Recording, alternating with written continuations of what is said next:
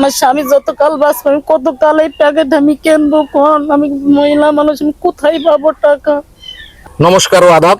আমি আজকে সেই বরিশাল বরগুনা থেকে প্রায় 350 কিলো পথ পাড়ি দিয়ে আসছি ফরিদপুরে বোয়ালমারি অসহায় সেই সুজন দাসের বাসায়। আপনারা ইতিমধ্যে অনেকে জানেন যে সুজন দাস ক্যান্সারে আক্রান্ত হয়ে জমি ভিটা যা ছিল সব বিক্রি করে এখন একটি ঘরে বসবাস করতেছে। তার একটি ছোট্ট নিষ্পাপ শিশু রয়েছে, তার অল্প বয়সী স্ত্রী রয়েছে। সৃষ্টিকর্তার নির্মম পরিহাস, তার স্বামী আজকে ক্যান্সারে আক্রান্ত হয়ে আস্তে আস্তে মৃত্যুর কোলে ঢলে পড়ছে। আমি তার স্বামীর একটু যে সমস্যাটা আমি সেটা আপনাদের দেখাবো। আপনার একটু সমস্যাটা একটু দেখান। এই যে এখান থেকেই বাথরুম, এখান থেকেই সব কিছু করতে হয়। আপনার নামটা একটু বলেন, একটু আগে বলেন। হিন্দু দাদাকে নমস্কার আর মুসলমান ভাইকে আদাব। আপনারা সবাই ভালো থাকেন, সুস্থ থাকেন, আমার জন্য কিছু সাহায্য দিয়েন। আর এই মিন দিয়ে আমার পায়খানা করতে হয়। পায়খানা প্রস্রাব এটার ভিতরে?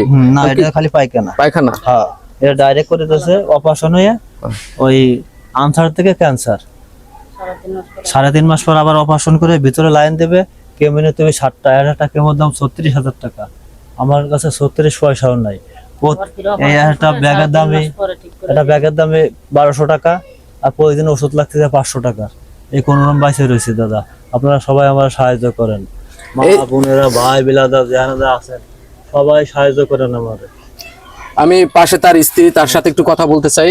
আপনার স্বামী যে এরকম অসুস্থ, এ সম্পর্কে আপনার কিছু আমার দর্শকদের কাছে চাওয়ার আছে কিনা? চাইতে তো পারি, আমার তো অধিকার আছে এই টাকার কাছে। আমার ভিটে বাড়ি সব চলে গেছে, আমার অর্থ সম্পত্তি যা ছিল, আমি টিন কিনছিলাম, আমার চাষির ঘর দিয়ে নিতাম, আমি বিক্রি করছি। বিক্রি করে আমার স্বামীকে আমি আর 3 লাখ টাকার মতন প্রায় ভাঙি আমি এখন তার বাড়ি নিয়ে আসছি। আমার 3.5 মাস পরে আবার অপারেশন করে আবার ঠিক করে দিবা চাইছে। আর কেমন নীতি হবে 36,000 টাকা। আমার কাছে 36 পয়সা নাই যে আমার স্বামীকে আমি সুস্থ করবো। এখন আরো প্রায় 4-5 লাখ টাকা লাগবে। 36,000 টাকা একটা কেমো আমি তো দিতে পারতেছি না একটাও। ডাক্তার বলছে যে কেমো না দিলে আমরা অপারেশন করে আমরা ঠিক করে দেবো না।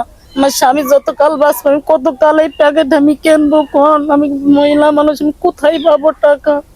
আমার শিয়ালাটা ছেলের নাই যে সে কাজ করবে, কোন আমি মহিলা কত করতে পারি? আমি তো বলাও কুলোই না, বলাও কুলাতে পারি না, করতেও পারি। আমি কিভাবে তাহলে সুস্থ করবো? কোন আপনারা আমাদের সহযোগিতা করেন, আমার পাশে থাকে।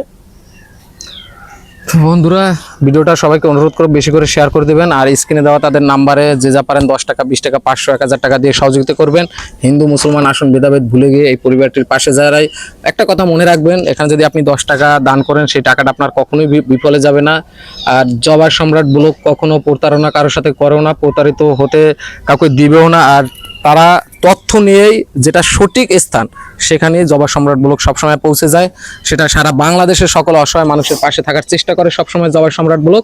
আপনারা সবাই জবা সম্রাট ব্লগের পাশে থাকবেন এবং সুজন দাদাকে যে যেভাবে পারেন সহযোগিতা করবেন। আপনারা তাদের বাসায় চলে আসতে পারেন।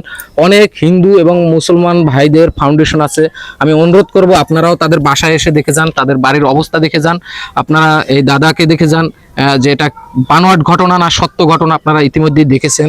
তার স্ত্রীর চোখের জল, ছোট্ট নিষ্পাপ শিশু। আমার এখানে আর কিছু বলার নেই। আপনি যে যা পারেন দান করবেন। ধন্যবাদ সবাইকে, নমস্কার ও আদাব। ভিডিওটা শেয়ার করে দেবেন সবাই।